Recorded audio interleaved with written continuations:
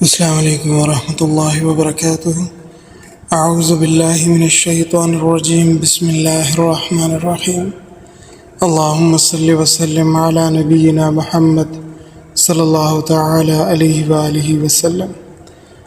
عزیزان من، انشاءاللہ بإذن اللہ آج جس سورہ مبارک سے ہم اپنے سبق کا آغاز کر رہے ہیں، اس سورہ کا نام التکاثر ہے۔ ابتدائی صورتوں میں اس کا شمار ہوتا ہے۔ مکہ مکرمہ میں نازل ہوئی اور نزول کے اعتبار سے سورہ مبارک کا نمبر 16 ہے، 1 رکوع جبکہ 8 آیات پر مشتمل ہے۔ انتہائی اہم مضمون ہے، اس لیے خوب غور اور توجہ کے ساتھ سنا جائے تاکہ اچھی طرح سمجھ آ جائے۔ اس میں اللہ رب العالمین اپنی مخلوق کی کمزوری کا ذکر فرماتے ہیں۔ اللہ جل وعلا ارشاد فرماتے ہیں، الہاکم التکاثر، غافل کر دیا تمہیں رب کی بندگی سے، عبادت سے اور اطاعت سے کثرت نے۔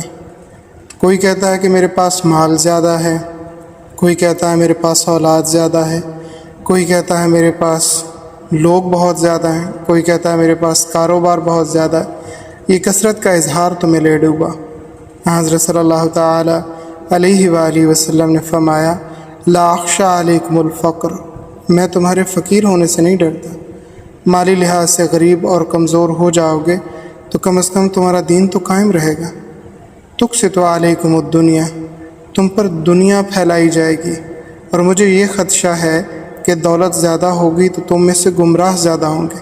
اور آپ علیہ الصلوۃ والسلام نے بالکل درست فرمایا۔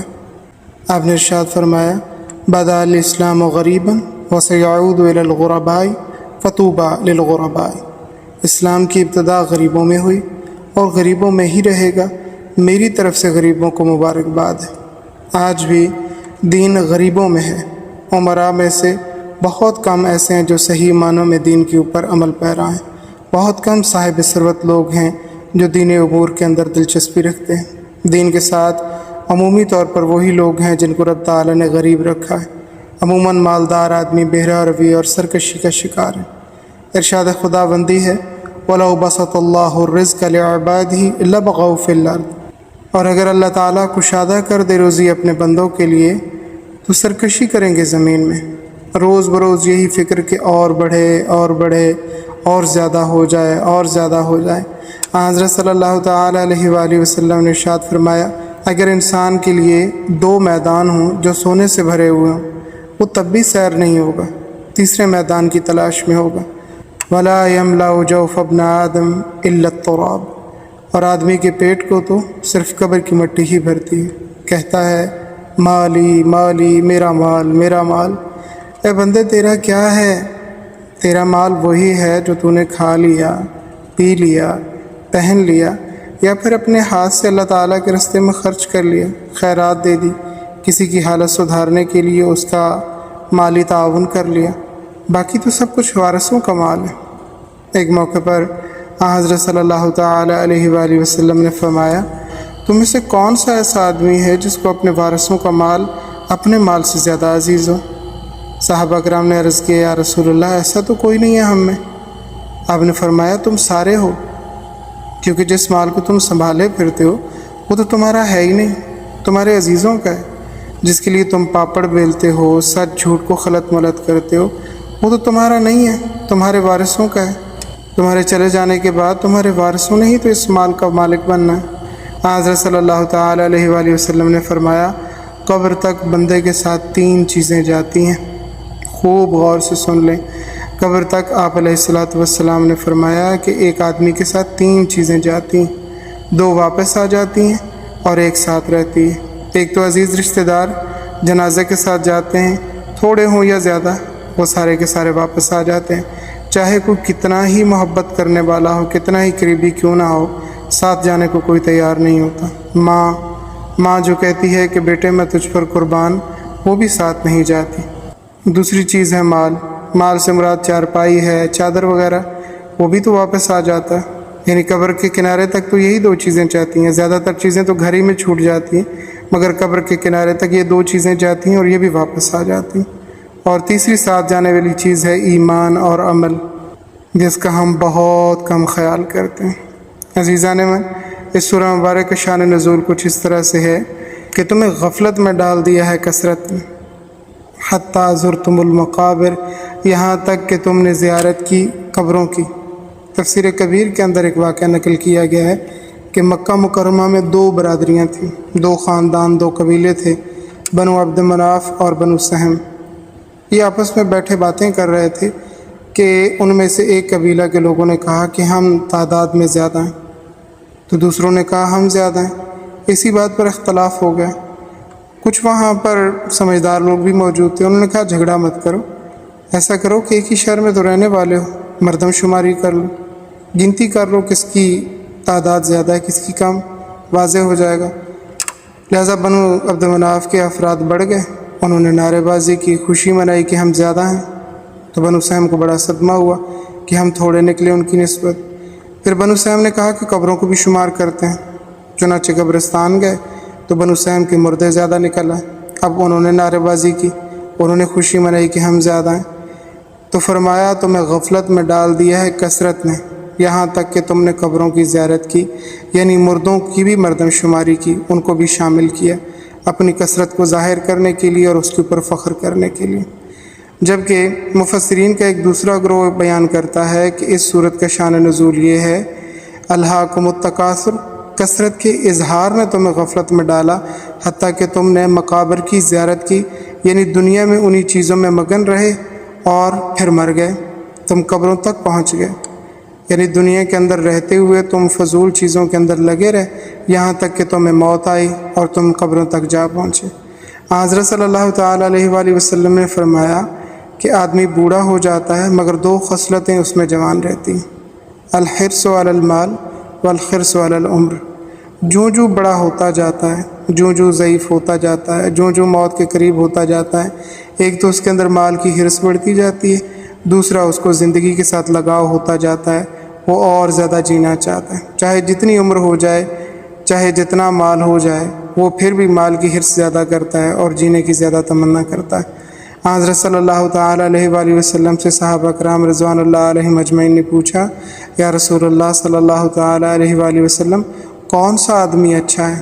تو آپ نے فرمایا من طال عمرہ وحسن عملہ، جس کی عمر زیادہ ہو اور اس کے اعمال بھی اچھے۔ اور پھر پوچھا گیا ای الناس الشر، برا آدمی کون سا ہے؟ تو آپ نے ارشاد فرمایا من طال عمرہ وساء عملہ، جس کی عمر زیادہ ہو اور اس کے عمل برے ہوں۔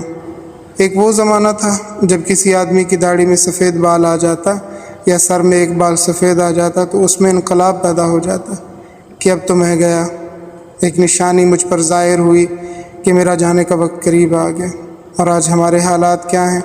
نہ آپ سے چھپے ہوئے ہیں نہ مجھ سے۔ کلا سوف تعلمون، خبردار ان قریب تم جان لو گے۔ آنکھیں بند ہونے کی دیر ہے، جنت بھی سامنے ہوگی، جہنم بھی سامنے، دنیا کا سارا نشہ اتر جائے گا۔ یہ جو آج کثرت کا نشہ ہے کہ مال ہے، اولاد ہے، کاروبار ہے، اقتدار ہے، اختیار ہے، یہ سارے کا سارا نشہ اتر جائے گا۔ اس وقت انسان ایک مدہوشی، ایک بے ہوشی کی سی کیفیت میں، اس دنیا کی عارضی خوشیاں، اس دنیا کا عارضی اقتدار، اس دنیا کا عارضی اختیار، بالکل ایسی جیسے آپریشن تھیٹر کے اندر آپریشن کے دوران انسان کے اوپر نشہ طاری ہوتا ہے اور وہ بے ہوش ہوتا ہے، اسے کچھ پتہ نہیں ہوتا جس قسم کی بھی چیر پھاڑ اس کے ساتھ ہو رہی ہوتی، مگر جیسے ہی نشہ اترتا ہے تب اس کو احساس ہوتا ہے کہ اس کے جسم کے کس حصے کے ساتھ کیا کچھ ہوا، اب اسے تکلیف بھی ہوتی ہے اور پریشانی بھی۔ تو اسی طرح جب آنکھیں بند ہوں گی، موت طاری ہو جائے گی، اس کے بعد اس دنیا کا سارا نشہ اتر جائے گا، چاہے وہ اختیار کا ہے، اقتدار کا ہے، اور یا کثرت اولاد کا ہے یا کثرت مال کا ہے۔ پھر اللہ تعالیٰ فرماتے ہیں ثم کلا سوف تعلمون، پھر خبردار ان قریب تم جان لو گے، کلا لو تعلمون علم الیقین، خبردار اگر تم جان لو یقینی طور پر، لترون الجحیم، البتہ تم ضرور دیکھو گے دوزخ کو، آگ کے شعلوں کو، وہ آگ جو دنیا کی آگ سے 69 گنا تیز ہے، ثم لترونها عین الیقین، البتہ پھر تم ضرور دیکھو گے اس کو یقین کی آنکھ سے۔ حضرت مجدد الفسانی رحمہ اللہ تعالیٰ علیہ نے ارشاد فرمایا کہ علم کے 3 درجے ہیں، علم الیقین، عین الیقین اور حق الیقین۔ علم الیقین اسے کہتے ہیں کہ سچا آدمی کوئی بات کہے، مثلا ایک آدمی نے کہا کہ آگ جلاتی ہے، اور آپ نے آگ کو جلاتے ہوئے دیکھا نہیں ہے، لیکن بتانے والی کی سچائی کا آپ کو علم ہے کہ وہ جھوٹ نہیں بولتا، تو یہ علم الیقین ہے کہ جس طرح اس نے کہا ایسا ہی ہے۔ اور عین الیقین یہ ہے کہ آپ آگ کو جلاتے ہوئے دیکھیں کہ وہ چیز جلا رہی ہے اور آپ چیز کو جلتے ہوئے دیکھ رہے ہیں۔ اور حق الیقین یہ ہے کہ آپ کے بدن کا کوئی حصہ آگ میں جل جائے۔ پھر اس سے آگے تو علم کا کوئی مرتبہ نہیں کہ آپ نے عملی طور پر اس چیز کو ہوتے ہوئے دیکھ لیا اپنی ذات کے ساتھ۔ پھر فرمایا تمہیں یہ ساری باتیں حق الیقین کے طور پر حاصل ہو جائیں گی۔ جیسے انسان کے بدن کو آگ جلائے گی تو اسے یقین ہو جائے گا کہ ہاں واقعی آگ جلاتی ہے اور مجھے اس چیز کا یقین ہے، بالکل اس یقین کے ساتھ آپ دیکھ لیں گے رب تعالیٰ نے جو کچھ فرمایا وہ حق ہے۔ ثم لتسألن یومئذ عن النعیم، البتہ پھر اس دن تم سے پوچھا جائے گا نعمتوں کے بارے میں۔ اللہ تعالیٰ نے تمہیں وجود دیا، کان دیے، زبان دی، بیان دیا، آنکھیں دی، دیکھنے کی صلاحیت دی، دل دیا، ہاتھ دیے، پاؤں دیے، صحت دی، جوانی دی، طاقت دی، اور تمہیں اللہ رب العالمین نے فرصت دی۔ ان کے بارے میں سوال ہوگا کہ ان کو کہاں خرچ کیا، ان سے کیا کام لیا۔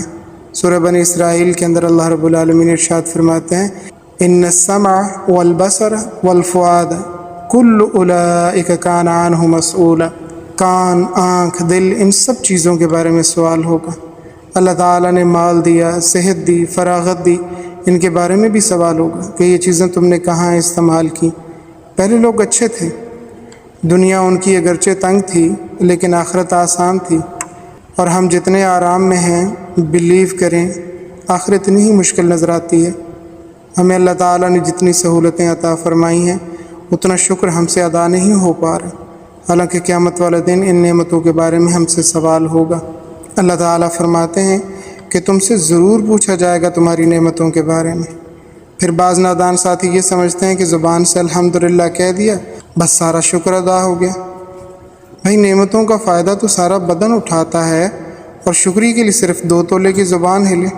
شکر ادا کرنے کا بہترین طریقہ نماز ہے کہ اس سے سارا جسم خدا کا شکر ادا کرتا ہے۔ جتنا شکر نماز کے ذریعے سے ادا ہوتا ہے اور کسی چیز سے ادا نہیں ہوتا۔ اللہ تعالیٰ کی نعمتوں کی قدر کی جائے، موت کو نہ بھولا جائے، قبر اور آخرت کی تیاری کی جائے، جنت اور دوزخ کو سامنے رکھا جائے۔ حقیقی کامیابی اللہ تعالیٰ کی رضا ہے، حقیقی کامیابی جنت کا حصول ہے، حقیقی کامیابی جہنم کی آگ سے بچ جانا ہے۔ پلسرات کو آنکھوں کے سامنے رکھا جائے، میزان کو اپنے ذہن میں رکھا جائے اور غفلت کی زندگی سے بچا جائے۔ اللہ رب العالمین ہمارے لیے آسانیاں پیدا فرمائے اور ہمیں دوسروں کے لیے آسانیاں بانٹنے کا، تقسیم کرنے کا ذریعہ بنائے۔ سبحانک اللہم و بحمدک، نشہد ان لا الہ الا انت، نستغفرک ونتوب الیک۔ السلام علیکم ورحمۃ اللہ وبرکاتہ۔